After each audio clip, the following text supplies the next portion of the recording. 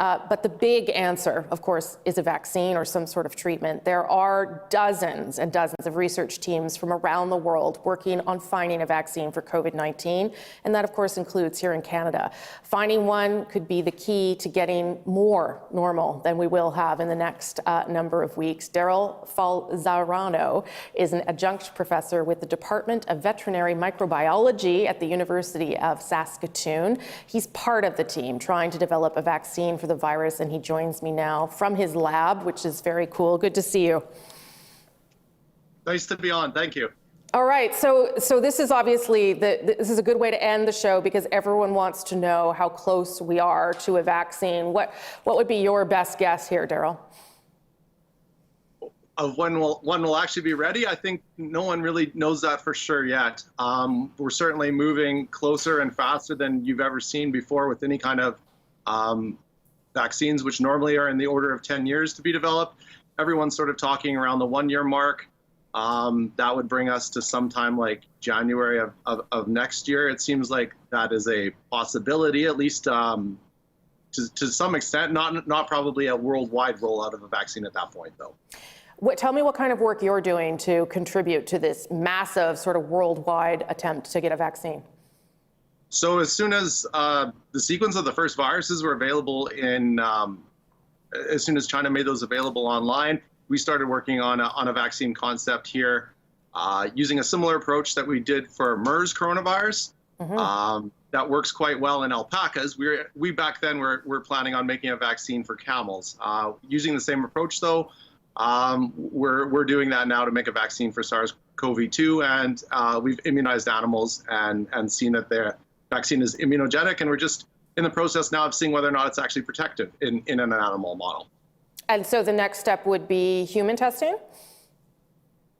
So there's sort of some steps in between there. We would need GMP, like a good manufacturing practices product made. We expect to have one of those done in the summertime, so approximately in July. That would then be tested again in animals to ensure that it behaves the same way as our experimental vaccine, and then clinical trials, we're looking sort of fall for that starting. You know, I heard the other day there's about 100 people doing what you're doing, working on vaccines right now, and you're all very much collaborating. Have you ever seen anything like this in the science world? So people mainly get along, but of course, normally it's competitive and you don't share your data usually until it's all complete. And then it comes out, published or sometimes presented early at conferences. Basically now people are presenting their data almost in real time. So as soon as they have something available, that's shared.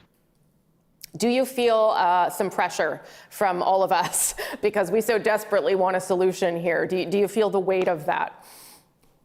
Sure, of course. I mean, normally we sort of, I wouldn't say we work slowly, but there doesn't seem to be any immediate urgency to maybe what we do, and then this case is a little different. That's certainly not a scenario I would say any of us have really worked in before.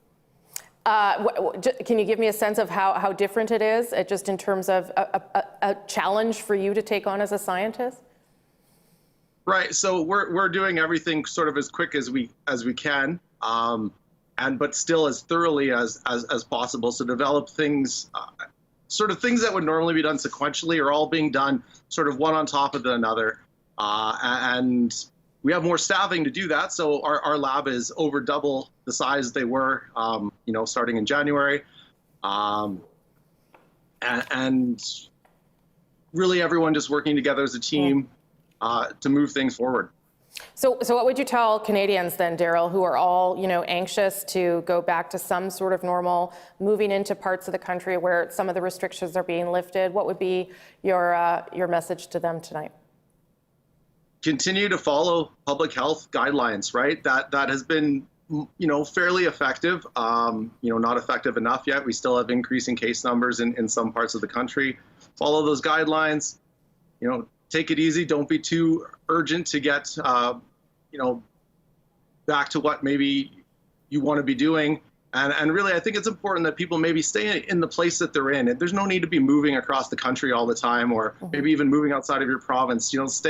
Stay in your home area.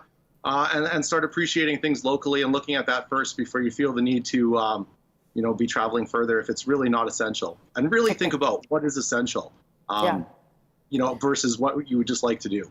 That's good advice. Darryl Falzarano, an adjunct professor with the Department of Veterinary Microbiology at the University of Saskatchewan. I'm going to let you get back to work because it's so important. Good luck.